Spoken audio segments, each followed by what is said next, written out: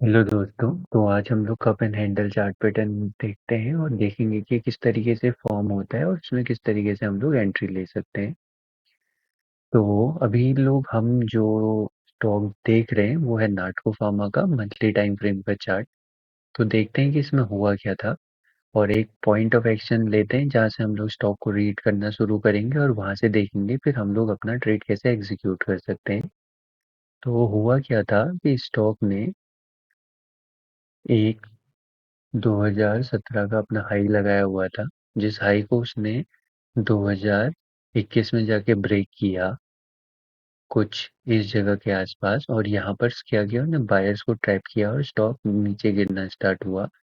उसके बाद स्टॉक ने क्या करा, एक अपना लोअर हाई फॉर्म किया कुछ इस जगह पर, और उसके बाद वो फिर ऊपर गया तो एक लोअर लो लोअर हाई फॉर्म किया, उसके बाद वो फिर नीचे आया। तो इस तरीके से उसने क्या करा, एक ये वाला पोजीशन जो स्टॉक का ये वाला पोजीशन है, ये है लोअर लो, और ये वाला जो पोजीशन है स्टॉक का वो है लोअर हाई पोजीशन। इसके बाद स्टॉक ने क्या किया, नीचे गिरा और स्टॉक नीचे गिरा और रिवर्स होके ऑलमोस्ट सेम उसी पोजीशन पर आया है। तो अब देखते हैं, यहाँ से हम लोग स्टॉक को रीड करना देख चालू करेंगे और देखेंगे कि इसमें कप एंड हैंडल पैटर्न कैसे फॉर्म हो रहा है।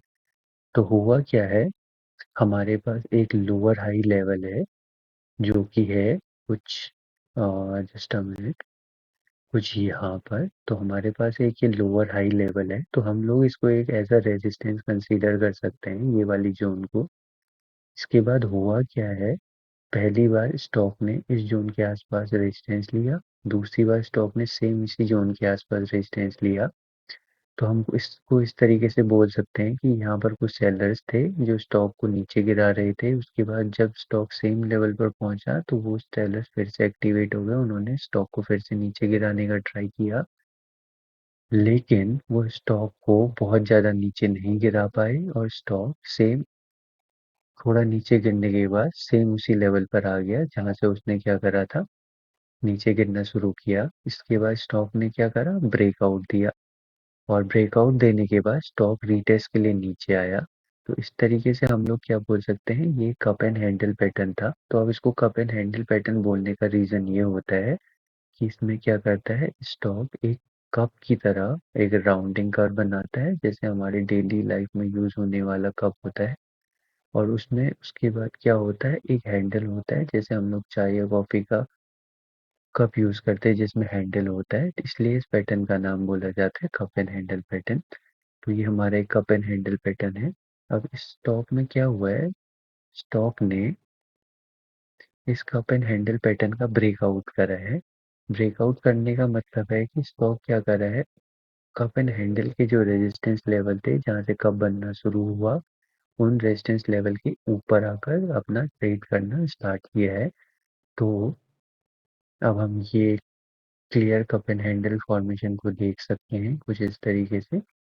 तो पहला रेजिस्टेंस लेवल हमारा ये था जो कि एक लास्ट टॉप का लोअर हाई था, सेम उसी लेवल के आसपास स्टॉक ने फिर से दूसरा रेजिस्टेंस लेवल लगाया। तीसरी बार स्टॉक ने उस लेवल का ब्रेक किया और वापस वो उसी लेवल पे रीटेस्ट करने आया। तो हम लोग इसको वीकली टाइम फ्रेम में जाके देखेंगे कि हुआ क्या। स्टॉक ने पहले रेजिस्टेंस लेवल, दूसरे रेजिस्टेंस लेवल और तीसरे रेजिस्टेंस लेवल के आसपास आया और जोन पर रीटेस्ट किया और ऊपर चला गया। अब इसमें एंट्री लेने का तरीका क्या है वो हम देखते हैं। तो पहला तरीका ये है कि स्टॉक ने क्या करा, जितनी डेप्थ से अपने रेजिस्टेंस लेवल तक ट्रेवल किया था सेम उसी को लेके हम लोग क्या करते हैं, स्टॉक के ऊपर ले जाते हैं। तो हमारा टारगेट वो हो जाता है। और इस केस में जो हमारा स्टॉप लॉस रहेगा, अगर हम लोग ब्रेकआउट होते ही एंट्री प्लान करते हैं, तो हम लोग क्या कर सकते हैं कि अगर ब्रेकआउट कैंडल बहुत ज़्यादा बड़ी है तो जो हमारी ब्रेकआउट कैंडल का लो रहेगा, जैसे कि इस केस में हमारी ये ब्रेकआउट कैंडल है, तो इस ब्रेकआउट कैंडल का जो लो है उसको हम लोग क्या कर सकते हैं, as a stop loss consider कर सकते हैं, जो कि इस केस में 20% है। और हम लोग क्या कर सकते हैं, अपने टारगेट के लिए वेट कर सकते हैं। दूसरा तरीका ये है कि हम लोग क्या कर सकते हैं कि ब्रेकआउट कैंडल के ये ये जो हमारी बहुत बड़ी सी ब्रेकआउट कैंडल है, इसके रीटेस्ट का वेट करेंगे और जैसे ही स्टॉक इस ब्रेकआउट कैंडल के ऊपर निकलेगा, हम लोग क्या करेंगे, एंट्री लेंगे। तो हमारी जो एंट्री कैंडल थी वो थी, वेट अ मिनट, ये वाली रेड कैंडल।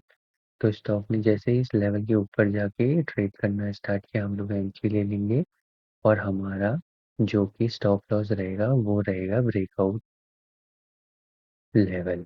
तो हमारा ये ब्रेकआउट लेवल स्टॉप लॉस हुआ और ये हमारा ब्रेकआउट में एंट्री हुई और 1:2 या जो टारगेट है हमारा, बॉटम से लेके टॉप तक की जो डिस्टेंस है वो हम लोगों का टारगेट रहेगा।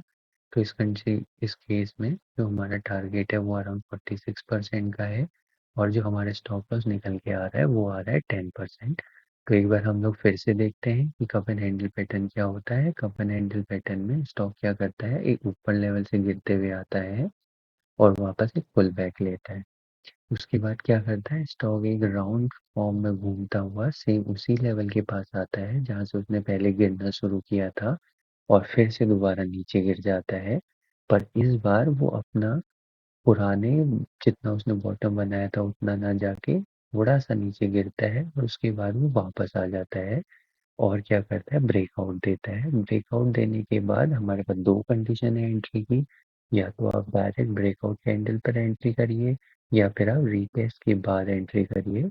तो जैसा आपको सूटेबल लगा उस हिसाब से हम लोग क्या कर सकते हैं, स्टॉक में एंट्री कर सकते हैं।